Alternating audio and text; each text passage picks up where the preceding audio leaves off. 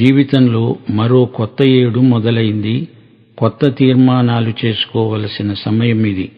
మనము పొందిన మేళ్లను జ్ఞాపకం చేసుకుని కృతజ్ఞతలు సమర్పించాల్సిన తరుణమిది. మన బలహీనతల్లో ఆయనే మన బలాధిక్యం. పాప మాలిన్యమంటకుండా ఆయన కరుణను పొంది శుద్ధి పొంది శుభగడియలను అనుభవిద్దాము. ఈ పాట రచయిత పులిపాక జగన్నాథ్.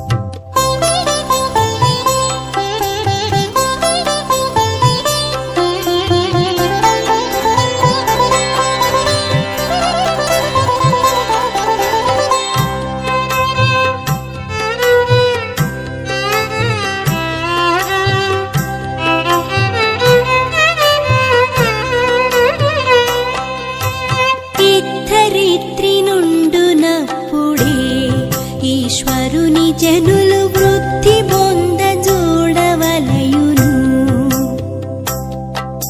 బుద్ధి నీతి శుద్ధులందు వృద్ధి నొంద శ్రద్ధ చేయ శుద్ధులైన వారిలో ప్రసిద్ధులగుచు వెలుగవచ్చు. క్రొత్త ఏడు మొదలు పెట్టెను మన బ్రతుకునందు, క్రొత్త ఏడు మొదలు పెట్టెను.